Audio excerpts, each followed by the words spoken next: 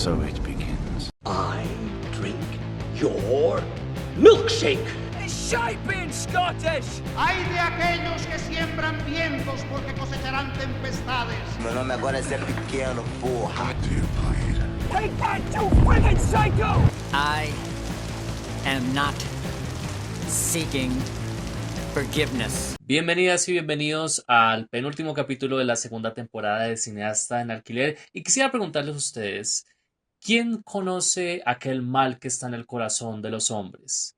La sombra lo sabe. Ja, ja, ja, ja, ja. Bueno, aparentemente solo la sombra porque no es un personaje muy conocido en la cultura popular, pero ya que estamos a próximas de estrenar Spider Noir en Amazon Prime Video y pues teniendo en cuenta este resurgimiento de la onda retro, especialmente en el cine y las series de superhéroes, pues quisimos remontarnos a uno de los papás de los héroes y ese es justamente La Sombra, un personaje que para las nuevas audiencias tal vez no sea tan conocido, pero que fue una de las grandes inspiraciones para muchos superhéroes como Batman o La Pregunta. Así que, por si no sabían, en 1994 Russell Mulcahy, el mismo que dirigió Highlander, nos trajo una adaptación cinematográfica que aunque fue un fracaso en taquilla y en crítica, lentamente se fue convirtiendo en una película de culto gracias a un grupo pequeño pero interesante de fans que empezó a rentarla en DVD, en VHS y empezó a apreciar mucho más las capacidades técnicas de esta cinta junto con otras pelis que son más o menos de la misma línea como The Rocketeer y El Fantasma de 1996. Así que para hablar de esta cinta de culto de 1994 tenemos a John Hattenhall que nos estará acompañando el día de hoy. Así que John, quisiera preguntarle, ¿cuándo fue la primera vez que vio La Sombra de 1994? Es algo interesante porque cuando yo la vi en la época del colegio, se me hizo similar porque, imagínate, uno aprende todas las habilidades y luego luchar con la propia sombra. Y se me hizo similar a un corto de Looney Tunes que no sé si es de los 50 60 que se llama Drill Daffy, que es un vaquero, el famoso Daffy Dog, ya me acordé que al momento de toparse en el viejo oeste tenía como miedo de su propia sombra. Entonces se me hizo acordar porque saca las dos pistolas y mata a su propia sombra, ¿no? Y la mete en la cárcel. Entonces eso se me hizo similar a cómo esta temática que me acordaba se me hizo cuando yo la vi en The Shadow del 94. Y bueno, no hace mucho que la vi nuevamente para recapitular todas estas temáticas. Y me parece pues interesante dato de saberlo. Yo por mi parte creo que la vi por primera vez, sí, también como en la época de colegio, porque esta es una peli que daban mucho en Universal Channel, por ahí en 2007, 2008, la daban resto, y yo creo que por Encarta, mi primera Encarta, supe de la existencia de La Sombra, pues como les dije, no es un personaje que sea así muy popular hoy en día, pero pues investigando sobre Batman, ese fue uno de los primeros personajes que apareció.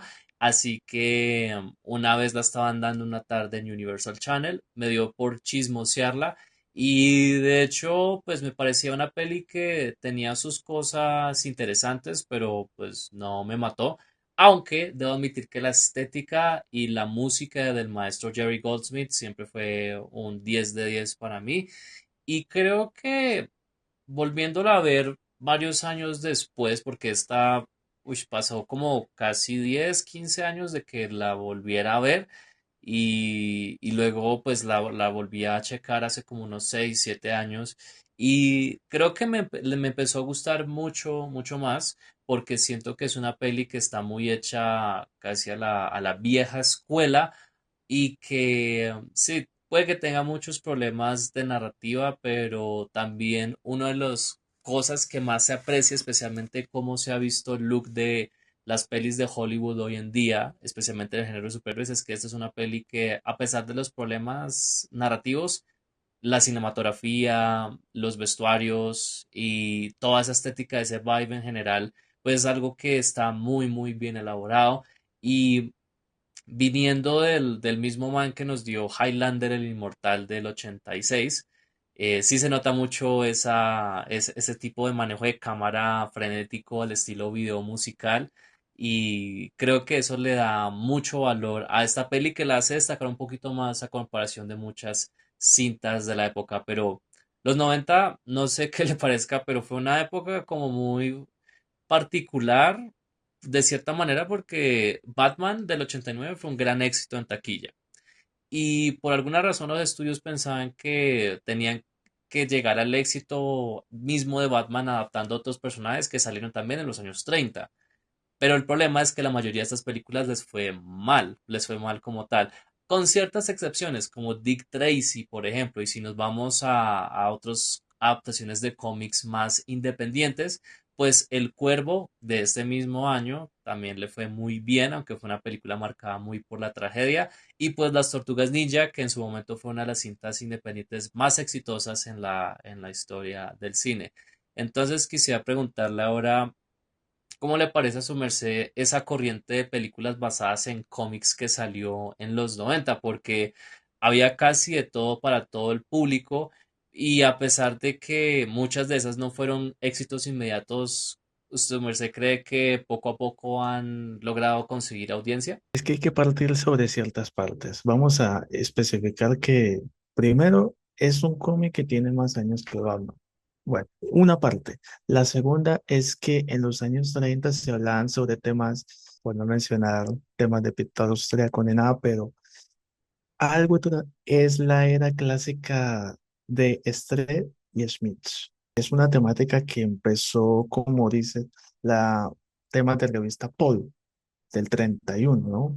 Porque se hace similar que, como mencionan, de que luego que fue transformando, dándose a dar en los 70, 80, 90 con la película.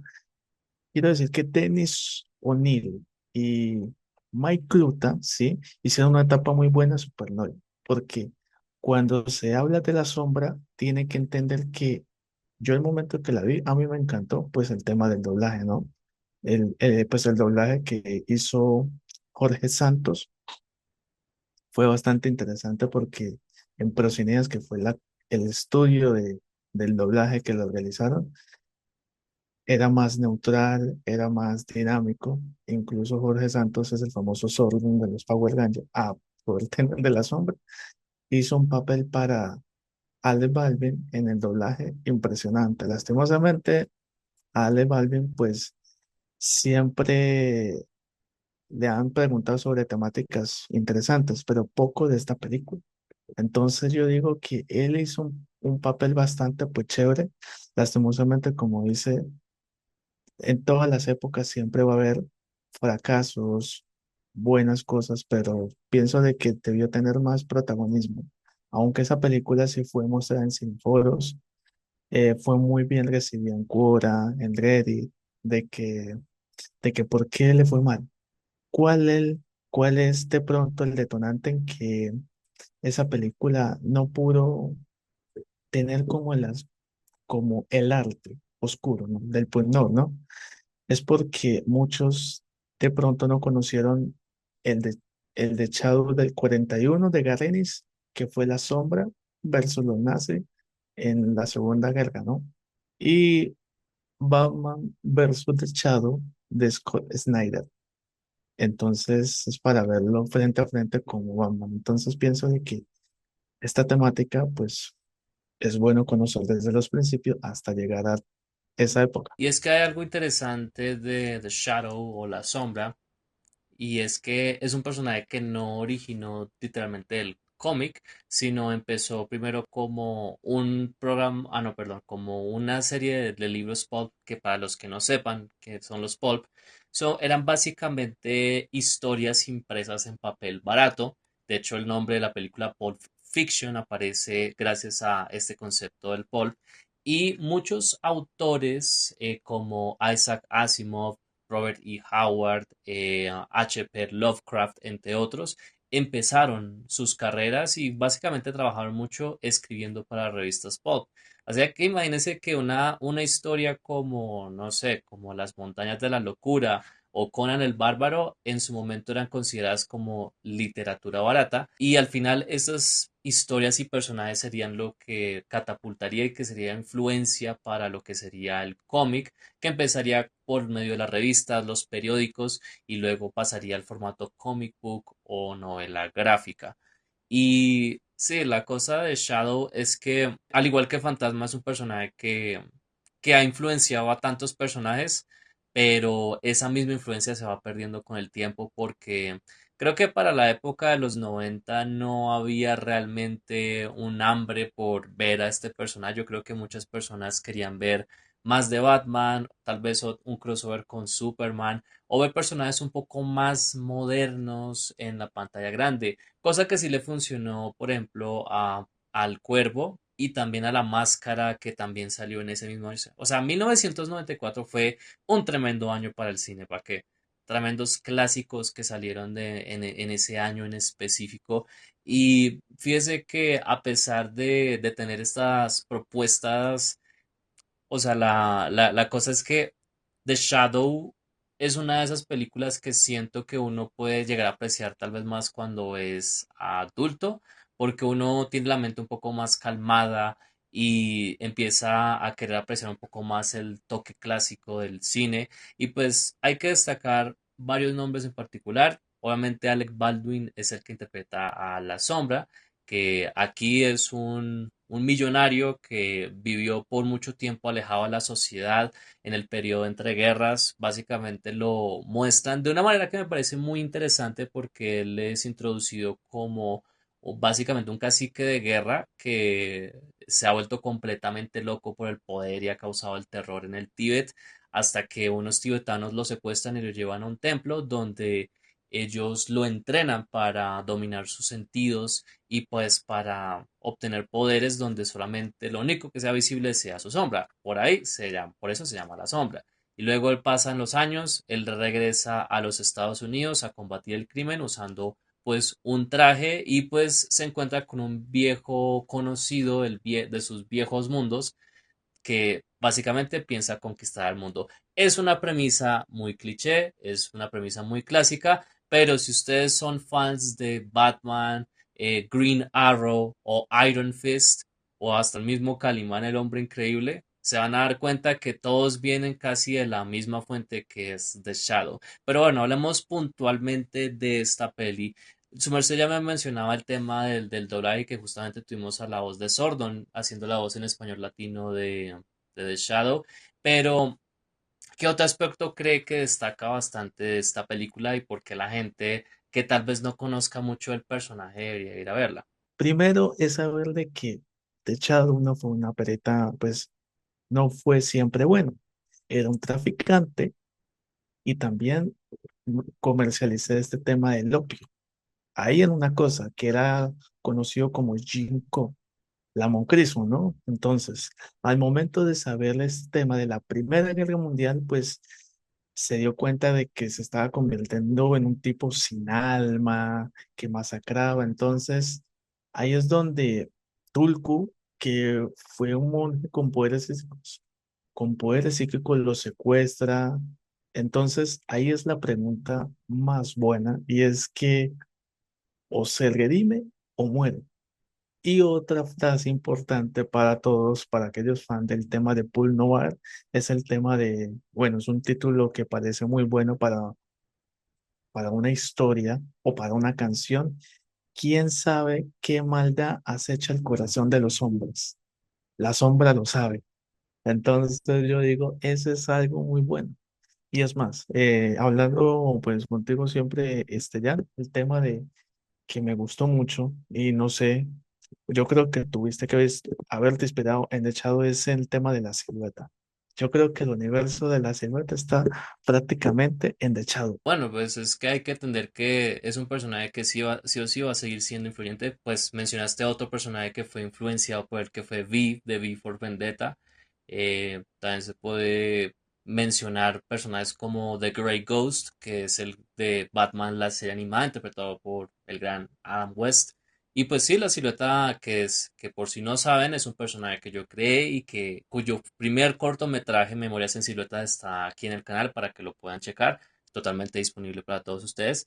pues sí fue claramente una inspiración acerca de la sombra y de todo esa algarabía de superhéroes pulp que salieron entre los años 30 y 40. Y de hecho, la línea Dynamite, que es una editorial independiente de cómics, sacó una saga de cómics llamada Mask, que justamente reúne a The Shadow, al Zorro, al Avispón Verde, a la Araña, que fue una gran influencia para el personaje de Spider-Man, entre muchos otros personajes. Así que yo leí un par de números y es un buen título pues para aquellos que tal vez no estén tan familiarizados con estos personajes, pero pues que tiene unas portadas muy, muy hermosas del maestro Alex Ross, que es uno de los maestros del fotorrealismo en el cómic.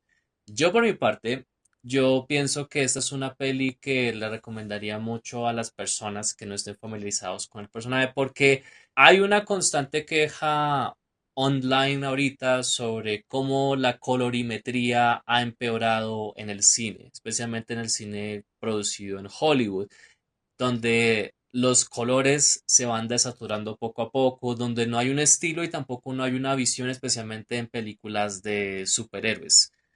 Aunque obviamente ahora estamos en la era más de las adaptaciones de videojuegos, pero se siguen haciendo pelis y series de superhéroes, a veces con algunos muy buenos resultados, como Daredevil Born Again, y a veces con resultados desastrosos como The Marvels. Pero incluso en pelis buenas, sí mucha gente empieza a decir, ¿por qué no se ve el color? ¿Por qué no tenemos buenos ángulos de cámara?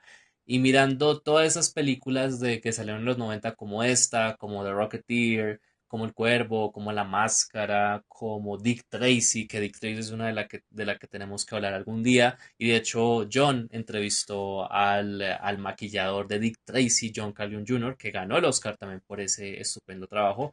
Y esas pelis tenían un toque muy particular con respecto al estilo visual. Y pues hay que recordar que el director Russell Mulcahy, él empezó dirigiendo videos musicales. Fue uno de esos primeros directores de videos musicales y comerciales que hizo la transición al cine y pues uno de sus primeros films fue Razorback, que es una película de terror australiana sobre un jabalí gigante que devora personas en el desierto, muy buena por cierto. Y después saltó a Hollywood con Highlander, que también fue una película que no le fue muy bien en los Estados Unidos, pero en Europa empezó a comerse la taquilla y pues hoy en día es considerado un clásico de clásicos, aunque estoy muy intrigado por ver cómo le hace Chad Stahelski con el remake, que puede ser uno de esos remakes que tenga su propio estilo, porque Highlander creo que es una franquicia que no supo aprovechar muy bien esa increíble premisa que tiene, excepto en la primera película, claro está, pero siempre hay oportunidad para hacer algo más y de hecho creo que The Shadow no sería una mala idea que alguien llegara y le hiciera un remake, porque siento que eso es uno de esos personajes que sí valdría la pena reintroducir a la pantalla grande o bueno, tal vez a la pantalla chica, porque no sé si su merced sabe esto, pero uno de los primeros directores que estaba opcionado para dirigir esto era Sam Raimi, y de hecho Sam Raimi quería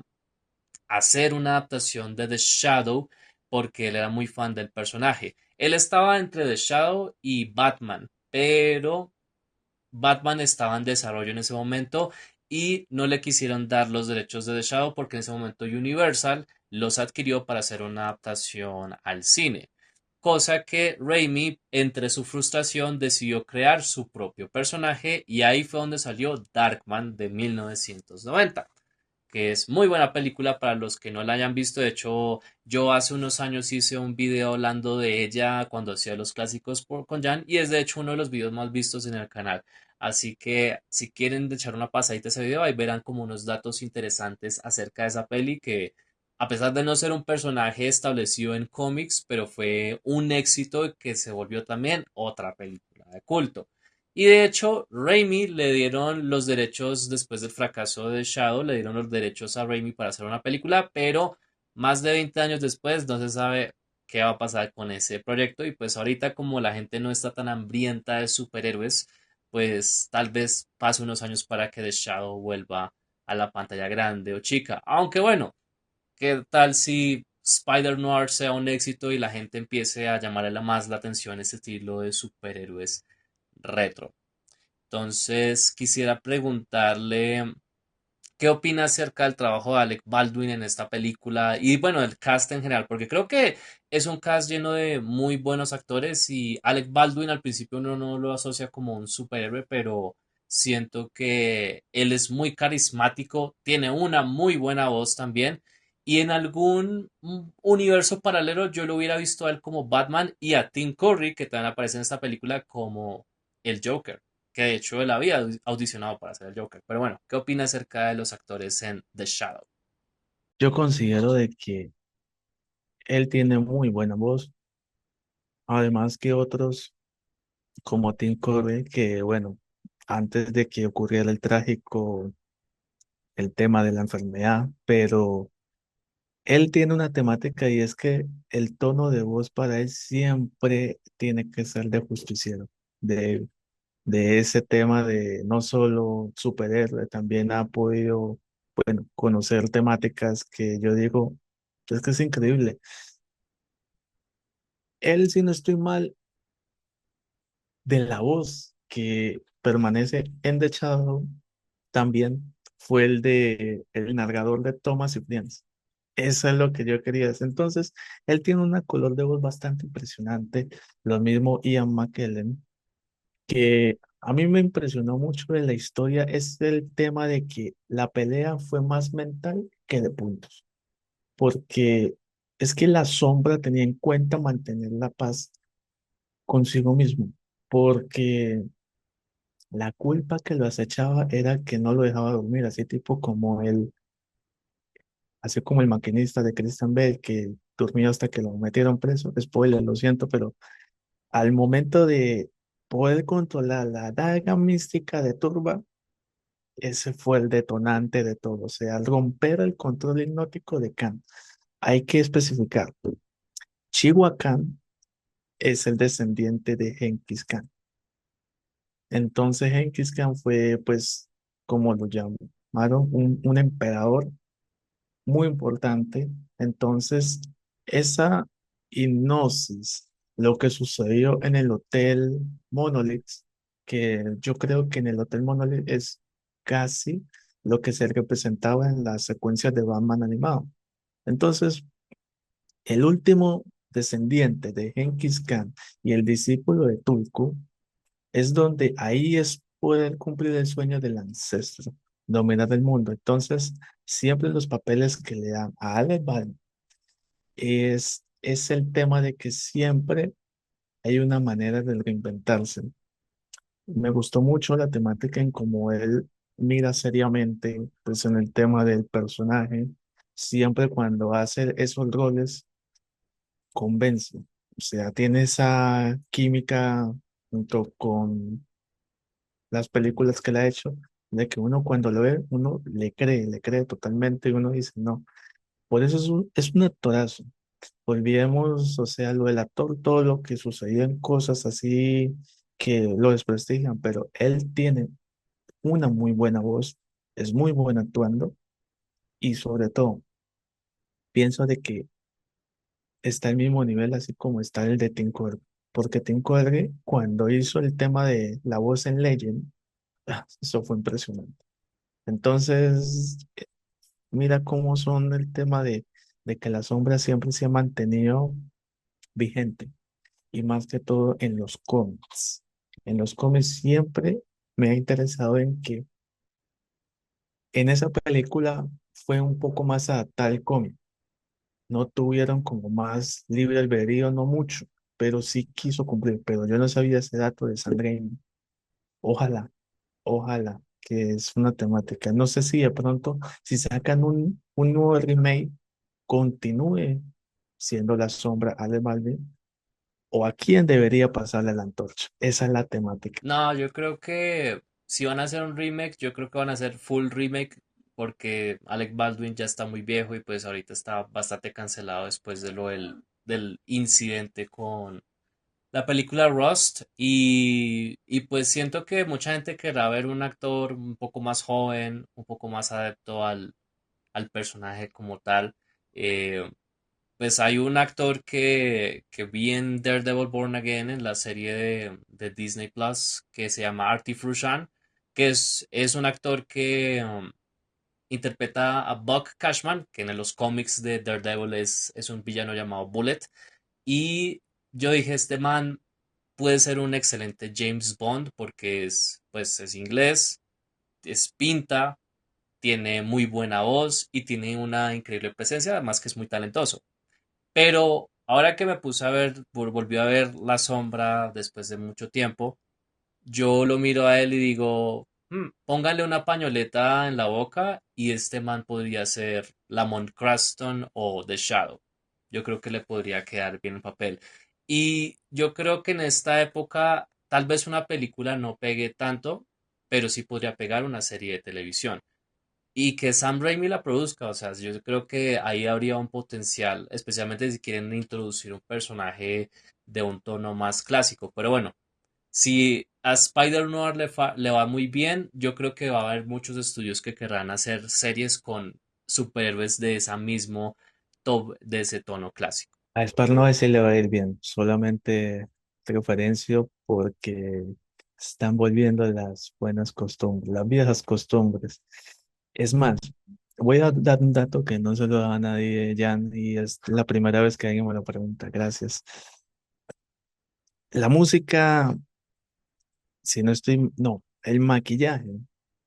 Greg Cannon, sabemos que él falleció el 3 de mayo del 2025, pero yo en el 2024 iba a tenerlo en el canal por medio de Matthew Mungol, por medio de, bueno, el tema de Drácula y todas esas cosas, pero lastimosamente no se dio por temas de salud. Sí me dijeron de que estaba interesado y todo porque había entrevistado, bueno, cierta parte a buenos referentes, amigos de él, pero era muy difícil para él poder estar en ello.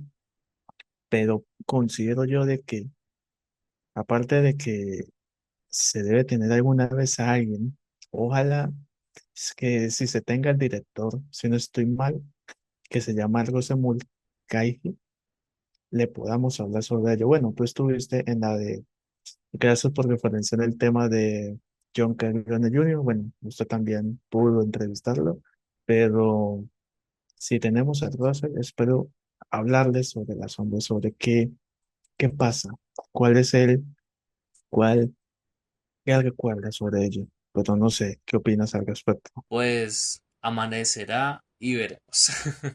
Hay muchas, si tenemos algún día el chance de entrevistar a Russell, pues sí le preguntaré mucho sobre Razorback, sobre Highlander y tal vez sobre Resident Evil Extinction.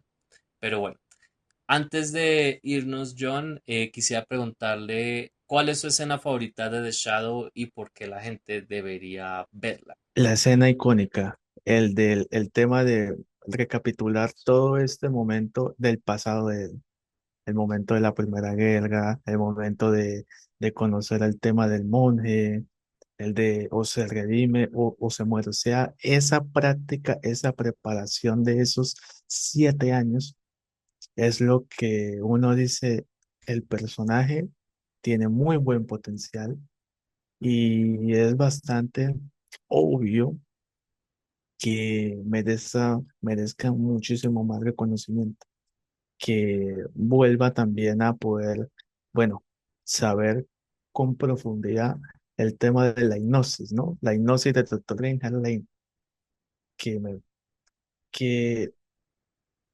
aunque yo considero de que yo cuando estuve leyendo el tema de Purple Man, que es este villano de Marvel, considero de que tanto ese tema del gas que inundó el cuerpo de todo Purple Man es de estudiarse también así como el del Green Lantern, el del tema de cómo la hipnosis es capaz de poder querer dominar el mundo.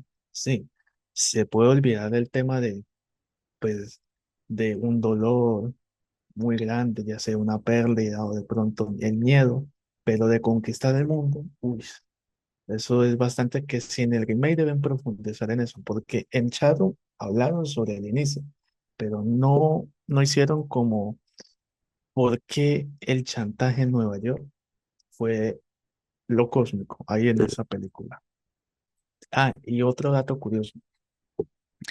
La única vez que The Shadow fue transmitido en Colombia fue en RCN, en el 99. Sí, es que, sí, el personaje acá en Latinoamérica es como, mucha gente no va a saber quién es, pero bueno, espero que con este capítulo se hayan podido como, a menos como tener un poquito de interés acerca de este personaje. Yo por mi parte, hay muchas escenas que me gustan mucho de esta peli, de hecho hay un plano que me parece espectacular que ya es como el inicio del tercer acto, cuando Lamont Cranston, después de ver el edificio, que es el hotel que está escondido bajo la hipnosis de Khan, se revela ante sus ojos. O sea, todavía todo el mundo no lo ha visto, pero él sí lo logra ver porque sus sentidos obviamente están aumentados.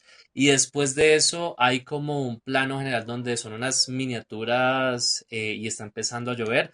Es un plano cortico como de 3 segundos, pero no sé, me hace extrañar mucho el tema de cómo manejaban las miniaturas en esa época y con esa arquitectura art deco y gótica de la Nueva York de esa época, pues es un plano que es increíble.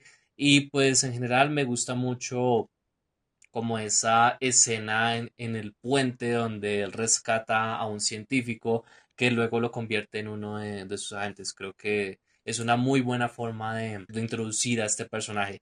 Cositas que sí me hubiera gustado un poco más, tal vez como un poquito más de profundización con respecto al entrenamiento que tuvo Cranston, tal vez mejorar un poco más la relación entre él y Margot Lane, que es interpretada por la preciosa Penelope Ann Miller, que para los que no saben es la novia de Carlitos en Carlitos Way.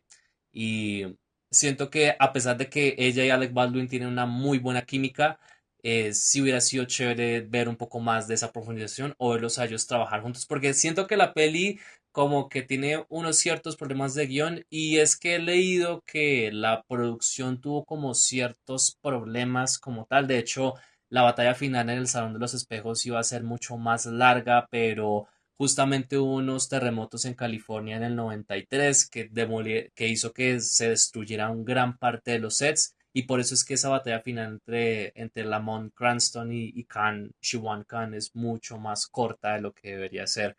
Pero aún así, siento que hay momentos muy interesantes de esta peli. Es una peli que tiene un muy buen elenco, tiene muy buenas dosis de humor también, tiene también un estilo visual impactante y pues tiene un tema in- musical tan icónico que crea el maestro Jerry Goldsmith, que es tan icónico como el Batman del 89. Así que si te da el chance de ver la peli, véanla, es una buena oportunidad para tal vez ver una joya que no han descubierto del cine de superhéroes noventero. Y pues bueno, espero que John y yo los hayamos convencido o hipnotizado de ver The Shadow. Entonces, John, antes de irnos rápidamente, ¿dónde podemos encontrarlo y qué se viene próximamente en su canal? Soy John Yatenyo, me pueden encontrar a través del canal John Yatenyo de Interviews. Es un medio que se dedica al tema del cine, a entrevistar actores, escritores, temas en general del arte.